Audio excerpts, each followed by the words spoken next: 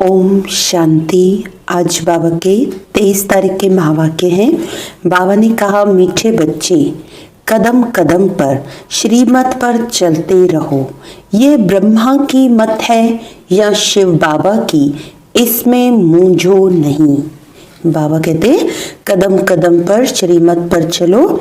ये ब्रह्मा की मत है या शिव बाबा की, इसमें मूंझो नहीं। प्रश्न है, अच्छी ब्रेन वाले बच्चे कौन सी गुह्य बात सहज ही समझ सकते हैं? अच्छी ब्रेन वाले बच्चे कौन सी गुह्य बात सहज ही समझ सकते हैं? तो बाबा ने बताया, ब्रह्मा बाबा समझा रहे हैं या शिव बाबा, यह बात अच्छी ब्रेन वाले सहज ही समझ लेंगे। कई तो इसमें ही मूंझ जाते हैं। बाबा कहते, बच्चे, बाप दादा दोनों इकट्ठे हैं, तुम मूंझो नहीं, श्रीमत समझकर चलते रहो। ब्रह्मा की मत का रिस्पॉन्सिबल भी शिव बाबा है। ओम शांति। रूहानी बाप बच्चों को समझा रहे हैं, तुम समझते हो, हम ब्राह्मण ही रूहानी बाप को पहचानते हैं। दुनिया में कोई भी मनुष्य मात्र रूहानी बाप, जिसको गॉड फादर या परम पिता परमात्मा कहते हैं, उनको जानते नहीं हैं। जब वह रूहानी बाप आए तब ही रूहानी बच्चों को पहचान दे। यह नॉलेज न सृष्टि के आदि में रहती, न सृष्टि के अंत में रहती। अभी तुमको नॉलेज मिली है। यह है सृष्टि के अंत और आदि का संगम युग। इस संगम युग को भी नहीं जानते तो बाप को कैसे जान सकेंगे? कहते हैं, हे पतित पावन आओ, आकर पावन बनाओ। परंतु यह पता नहीं है कि पतित पावन कौन है और वह कब आएंगे। बाप कहते हैं, मैं जो हूँ, जैसा हूँ, मुझे कोई भी नहीं जानती। जब मैं आकर पहचान दूं तब मुझे जाने। मैं अपना और सृष्टि के आदि मध्य अंत का परिचय संगम युग पर ही एक बार आकर देता हूँ। कल्प बाद फिर से आता हूँ।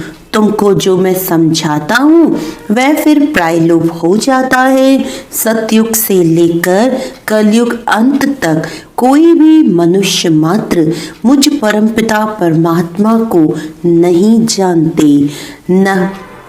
न ब्रह्मा विष्णु शंकर को जानते। मुझे मनुष्य ही पुकारते हैं।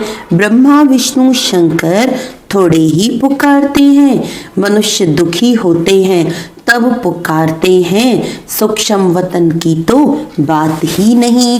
रूहानी बाप आकर अपने रूहानी बच्चों अर्थात रूहों को बैठ समझाते हैं। अच्छा, रूहानी बाप का नाम क्या है? बाबा। जिसको बाबा कहा जाता है जरूर कुछ नाम होना चाहिए। बरोबर नाम एक ही गाते हैं, शिव। यह नामी ग्रामी है, परंतु मनुष्यों ने अनेक नाम रखे हैं। भक्ति मार्ग में अपनी ही बुद्धि से यह लिंग रूप बना दिया है। नाम फिर भी शिव है। बाप कहते हैं, मैं एक बार आता हूँ, आकर मुक्ति जीवन मुक्ति का वर्षा देता हूँ। मनुष्य भल नाम लेते हैं, मुक्ति धाम निर्वाण धाम, परंतु जानते कुछ नहीं है। न बाप को जानते हैं न देवताओं को। ये किसी को भी पता नहीं है बाप भारत में आकर कैसे राजधानी स्थापन करते हैं। शास्त्रों में भी ऐसी कोई बात नहीं है। परमपिता परमात्मा कैसे आकर आदि सनातन देवी देवता धर्म की स्थापना करते हैं। ऐसे नहीं, सतयुग में देवताओं को ज्ञान था जो गुम हो गया। नहीं, अगर देवताओं में भी ये ज्ञान होता तो चलता आता। इस्लामी, बौद्धि आदि जो है उन्हों का ज्ञान चलता आता है। सब जानते हैं ये ज्ञान प्रायलोप हो जाता है। मैं जब आता हूँ तो जो आत्माएं पतित बन राज्य गंवा बैठी हैं उन्हों को आकर फिर पावन बनाता हूँ। भारत में राज्य था, फिर गंवाया कैसे है वह भी किसको पता नहीं। इसीलिए बाप कहते हैं बच्चों की कितनी तुच्छ बुद्धि बन गई है।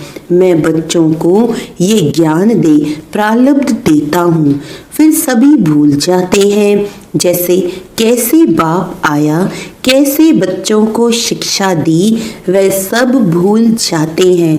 यह भी ड्रामा में नूंद है।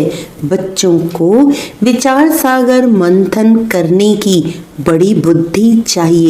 बाप कहते हैं ये जो शास्त्र आदि तुम पढ़ते आए हो ये सतयुग त्रेता में नहीं पढ़ते थे, वहाँ थे ही नहीं। तुम ये नॉलेज भूल जाते हो। फिर गीता आदि शास्त्र कहाँ से आया? जिन्होंने गीता सुनकर ये पद पाया है वह नहीं जानते तो और फिर कैसे जान सकते? देवताएं भी जान नहीं सकते।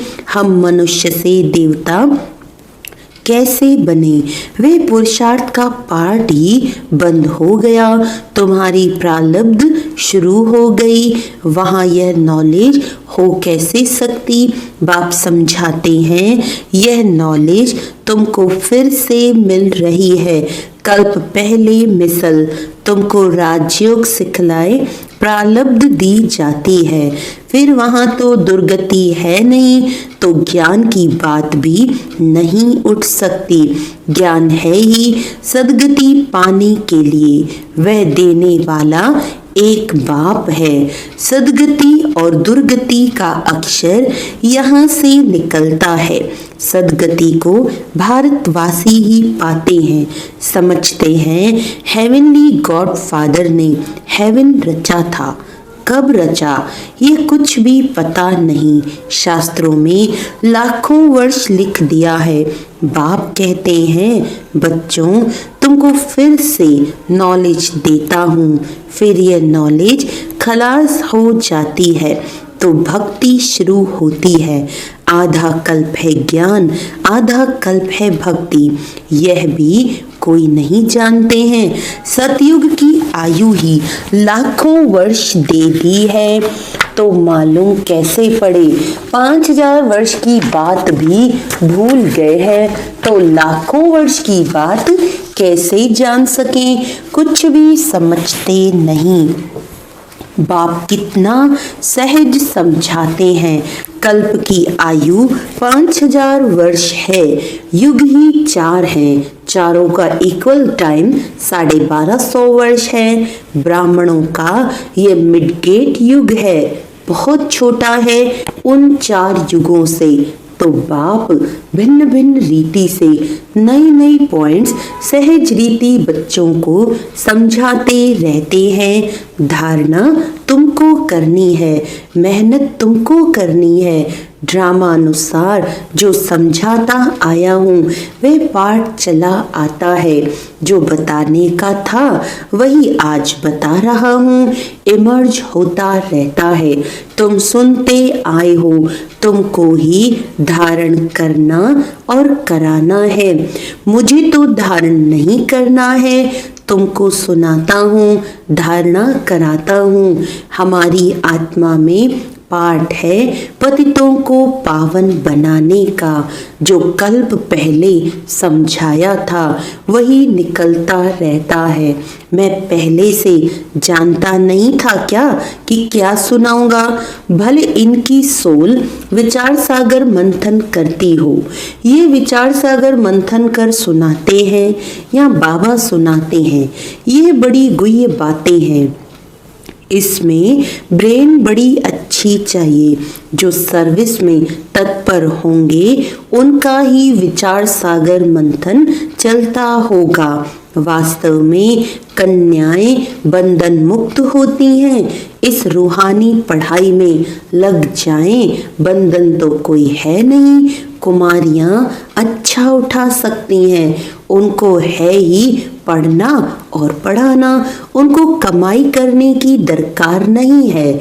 कुमारी अगर अच्छी रीति से ये नॉलेज समझ जाए तो सबसे अच्छी है। सेंसिबल होगी तो बस इस रूहानी कमाई में लग जाएगी। कई तो शौक से लौकिक पढ़ाई पढ़ती रहती हैं। समझाया जाता है इससे कोई फायदा नहीं, तुम ये रूहानी पढ़ाई पढ़कर सर्विस में लग जाओ।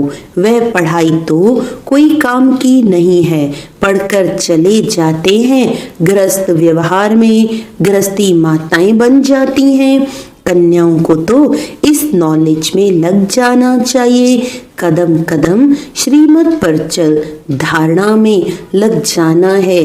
मम्मा शुरू से आई और फिर इस पढ़ाई में लग गई। कितनी कुमारियां तो गुम हो गई। कुमारियों को अच्छा चांस है, श्रीमत पर चले तो बहुत फर्स्ट क्लास हो जाएं। यह श्रीमत है या ब्रह्मा की मत है, इसमें ही मूंज पड़ते हैं। फिर भी ये बाबा का रथ है ना, इनसे कुछ भूल हो जाए, तुम श्रीमत पर चलते रहेंगे तो वे आपे ही ठीक कर देंगे। श्रीमत मिलेगी भी इन द्वारा, सदैव समझना चाहिए। श्रीमत मिलती है, फिर कुछ भी हो रिस्पॉन्सिबल खुद है। इनसे कुछ हो जाता है, बाबा कहते हैं मैं रिस्पॉन्सिबल हूँ।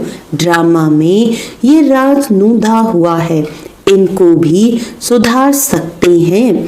फिर भी बाप है ना, बाप दादा दोनों इकट्ठे हैं तो मूंज पड़ते हैं। पता नहीं शिव बाबा कहते हैं या ब्रह्मा कहते हैं।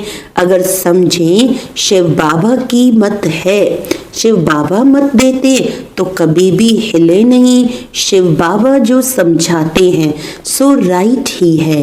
तुम कहते हो बाबा आप ही हमारे बाप टीचर गुरु हो, तो श्रीमत पर चलना चाहिए ना।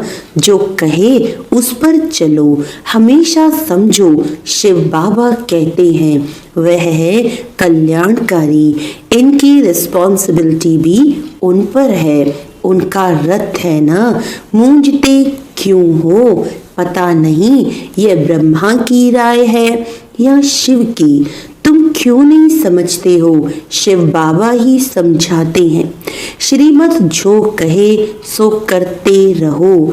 दूसरे की मत पर तुम आते ही क्यों हो? श्रीमत पर चलने से कभी झुटका नहीं आएगा, परंतु चल नहीं सकते, मूंझ पड़ते हैं। बाबा कहते हैं तुम श्रीमत पर निश्चय रखो तो मैं रिस्पॉन्सिबल हूँ। तुम निश्चय ही नहीं रखते हो तो फिर मैं भी रिस्पॉन्सिबल नहीं। हमेशा समझो श्रीमत पर चलना ही है। वह जो कहे, चाहे प्यार करो चाहे मारो, ये उनके लिए गायन है।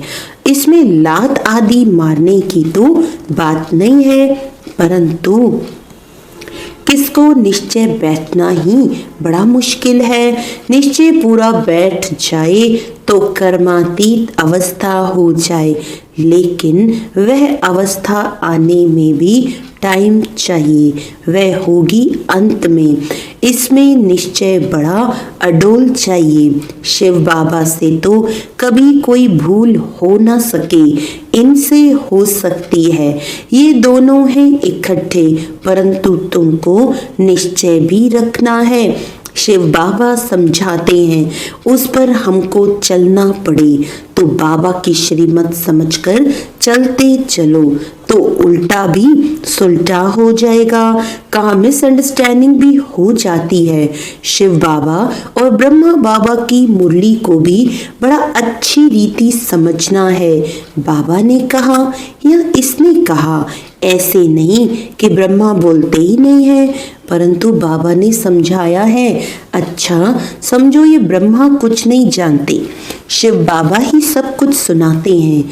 शिव बाबा के रथ को स्नान कराता हूँ, शिव बाबा के भंडारे की सर्विस करता हूँ।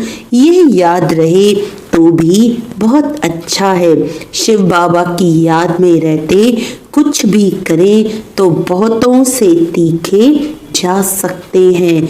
मुख्य बात है ही शिव बाबा के याद की, अलफ और बे, बाकी है डिटेल। बाप जो समझाते हैं उस पर अटेंशन देना है। बाप ही पतित पावन ज्ञान का सागर है ना, वही पतित शूद्रों को आकर ब्राह्मण बनाते हैं, ब्राह्मणों को ही पावन बनाते हैं, शूद्रों को पावन नहीं बनाते। ये सब बातें कोई भागवत आदि में नहीं है, थोड़े थोड़े अक्षर हैं। मनुष्यों को तो यह भी पता नहीं है कि राधे कृष्ण ही लक्ष्मी नारायण हैं, मूंझ जाते हैं। देवताएं तो हैं ही सूर्यवंशी चंद्रवंशी, लक्ष्मी नारायण की डायनेस्टी, सीता राम की डायनेस्टी। बाप कहते हैं भारतवासी स्वीट चिल्ड्रन याद करो, लाखों वर्ष की तो बात ही नहीं है, कल की बात है। तुमको राज्य दिया था, इतना अकिचार धन दौलत दिया, बाप ने सारे विश्व का तुमको मालिक बनाया और कोई खंड थे नहीं। फिर तुमको क्या हुआ? विद्वान आचार्य पंडित कोई भी इन बातों को नहीं जानते। बाप ही कहते हैं अरे भारतवासियों, तुमको राज्य भाग्य दिया था ना। तुम भी कहेंगे शिव बाबा कहते हैं इतना तुमको धन दिया, फिर तुमने कहाँ गंवा दिया? बाप का वर्षा कितना जबरदस्त है, बाप ही पूछते हैं ना, या बाप चला जाता है तो मित्र संबंधी पूछते हैं बाप ने तुमको इतने पैसे दिए, सब कहाँ गंवाए? ये तो बेहद का बाप है। बाप ने कौड़ी से हीरे जैसा बनाया, इतना राज्य दिया, फिर पैसा कहाँ गया? तुम क्या जवाब देंगे? किसको भी समझ में नहीं आता है। तुम समझते हो, बाबा पूछते ठीक है, इतने कंगाल कैसे बने हो?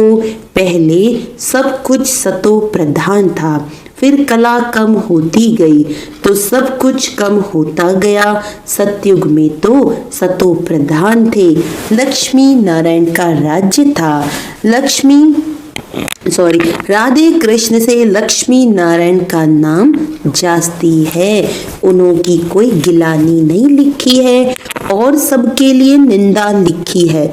लक्ष्मी नारायण के राज्य में कोई दैत्य आदि नहीं बताते हैं, तो यह बातें समझने की हैं। बाबा ज्ञान धन से झोली भर रहे हैं। बाप कहते हैं बच्चे इस माया से खबरदार रहो।